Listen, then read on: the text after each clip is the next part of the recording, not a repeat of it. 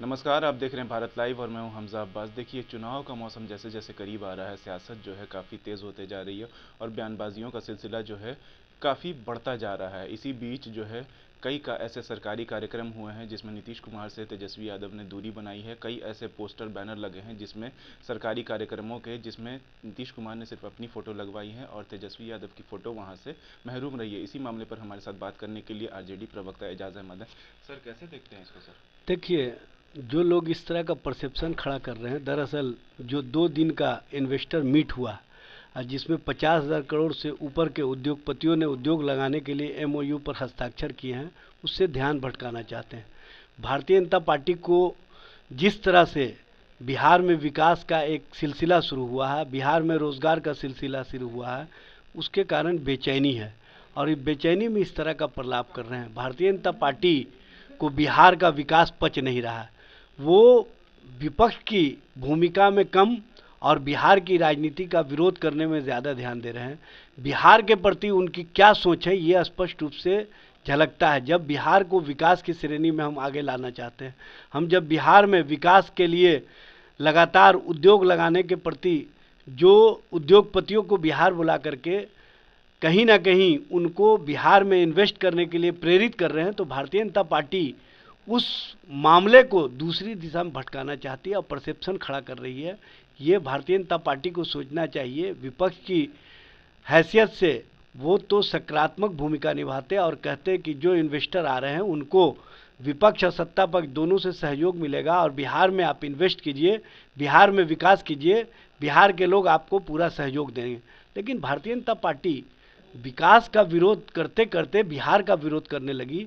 ये भारतीय जनता पार्टी की राजनीतिक सोच और राजनीतिक जो भूमिका है उस पर तरस आता है। बीजेपी तो कह रही है सर कि अडानी से जहां नफरत करती है गठबंधन की सरकार, हल्ला करती है कि अडानी जो है गैर कानूनी तरीके से कब्जा कर रहे हैं, वहीं अडानी को बिहार में बुला करके इन्वेस्ट करवाया जा रहा है। देखिए, भारतीय जनता पार्टी जो बात कह रही है उसमें कहीं कहीं सच्चाई नहीं है।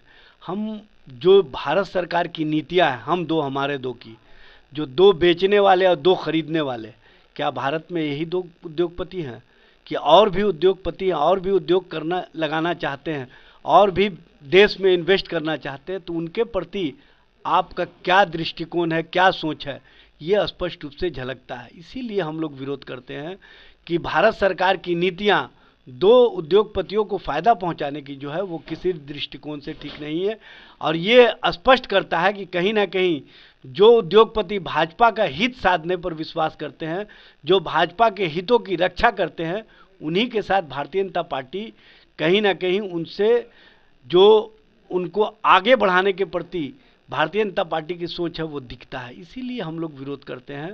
देखिए, अडानी हो या चाहे कोई भी हो, यहाँ पर जो भी आए हैं इन्वेस्टर मीट में, सबका हमने स्वागत किया, सबका हमने पलक पावड़े बिछा करके उनको उद्योग धंधे और उद्योग लगाने के लिए प्रेरित किया है। और सभी उद्योगपति देश के अंदर, जो चाहे छोटे उद्योगपति हों चाहे बड़े उद्योगपति हों, चाहे अडानी हो चाहे अंबानी हो चाहे अन्य हो, सभी को हमने बिहार में बुलाया और सभी आए और बिहार में इन्वेस्ट करने के प्रति उनकी जो सोच बनी है, 50,000 करोड़ से ऊपर का उद्योग और उद्योग धंधे स्थापित करने के लिए जो एमओयू पर हस्ताक्षर हुए हैं, ये बिहार के लिए एक बेहतर और ऐतिहासिक कदम है और आने वाला समय बिहार के विकास को एक नया आयाम देगा। सर, बीजेपी ये भी कह रही है कि नीतीश कुमार जब से G20 से आए हैं नरेंद्र मोदी से मिल करके, तब से तेजस्वी और नीतीश कुमार में कुछ ठीक नहीं चल रहा है, दोनों एक दूसरे से दूरी बना रहे हैं। सबसे पहले तो भारतीय जनता पार्टी ये बताए कि जिस दिन से सत्ता से वो बेदखल हुई है, लगातार सत्ता पाने के लिए किस किस तरह का बेचैनी दिखा रही है और वो हमेशा इस उम्मीद में रहती है कि कुछ होगा, लेकिन उनके उम्मीद हमेशा कहीं ना कहीं उनको मायूस कर देता है। इसलिए भारतीय जनता पार्टी जिस मायूसी में राजनीति कर रही है, उससे उनके नेता कार्यकर्ता सभी का मनोबल गिरा हुआ है और उनके मनोबल को बनाए रखने के लिए केंद्रीय नेतृत्व बराबर आते हैं, लेकिन केंद्रीय नेतृत्व के प्रति देश और बिहार की जनता का विश्वास नहीं है। इसीलिए उन लोग चाह कर भी कुछ नहीं कर पा रहे हैं और उसी फ्रस्ट्रेशन और उसी बेचैनी का परिणाम है इस तरह का बयान भारतीय जनता पार्टी का।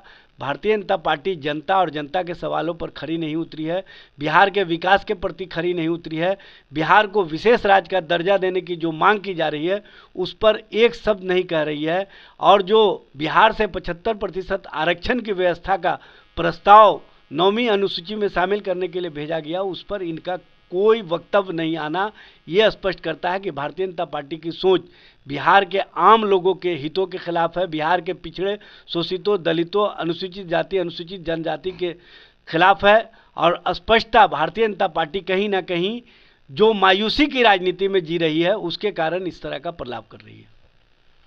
ये थे हमारे साथ आरजेडी के प्रवक्ता एजाज अहमद, जिन्होंने साफ साफ कहा है कि भाजपा की दो नीति है, कहती कुछ है करती कुछ है, अफवाहों का कारोबार करती है क्योंकि जानती है कि बिहार में उसकी दाल नहीं गलेगी।